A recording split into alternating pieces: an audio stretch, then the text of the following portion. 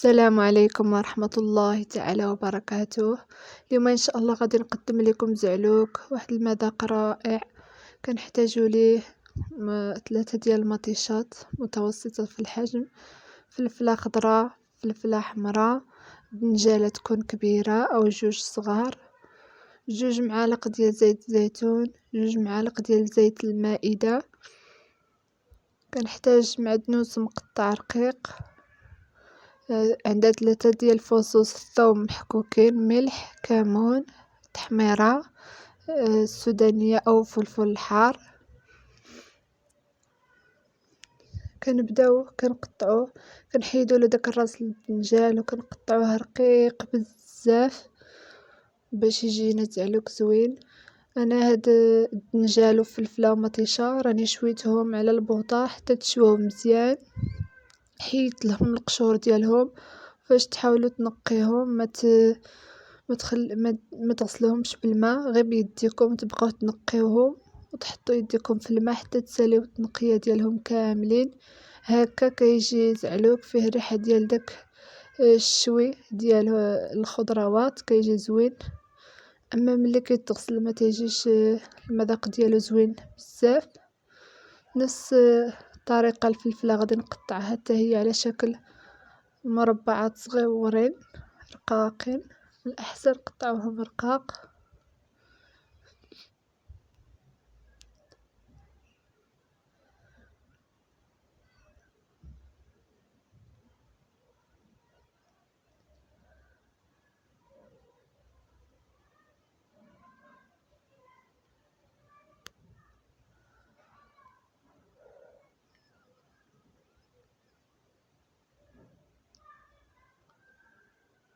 من بعد ما كنسالي الفلفله الخضراء نفس الطريقه مع الفلفله الحمراء حتى هي.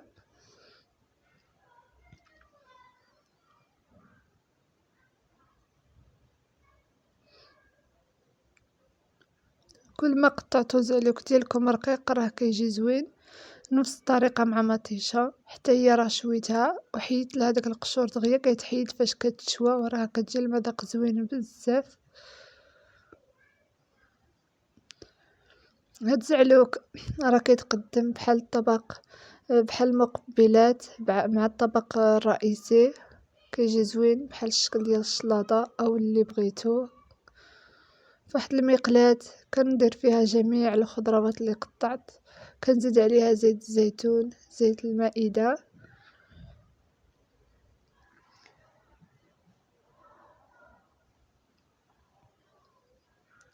كنضيف الثوم والملح فقط حتى كنقليهم مزيان. من بعد عاد كنزيد ليهم داك العطريه والمعدنوس، كنحرك مزيان العناصر وكنوضعهم فوق النار حتى كيتقلاو مزيان. راه ما كديروا لا ماء لا والو، هو كيطلق الماء ديالو، الخضروات كيطلقوا الماء. وكنبدا نزيد العطريه تدريج، راني زدتهم وكتحركوا. ملي كتحركوا مزيان في الاخر حتى كيقرب يطيب الزعلوك ديالنا عاد كنزيدولو معدنوس مقطع رقيق بزاف. كنبدا كنحرك بهذا الشكل هذا حتى يتجانسوا مع بعضياتهم.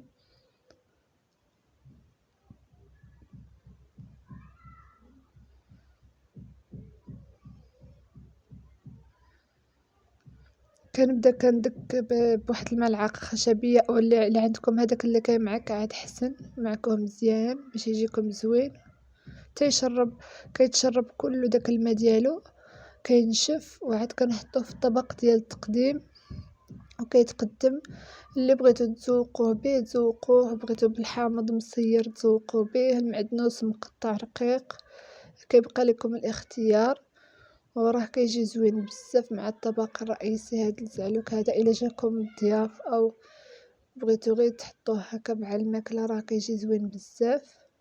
نتمنى ان شاء الله تجربوه، وإلا كان اي سؤال كتبوه لي في الكومنتير ان شاء الله غادي نجاوبكم. وشكرا على حسن المتابعة. السلام عليكم ورحمة الله تعالى وبركاته.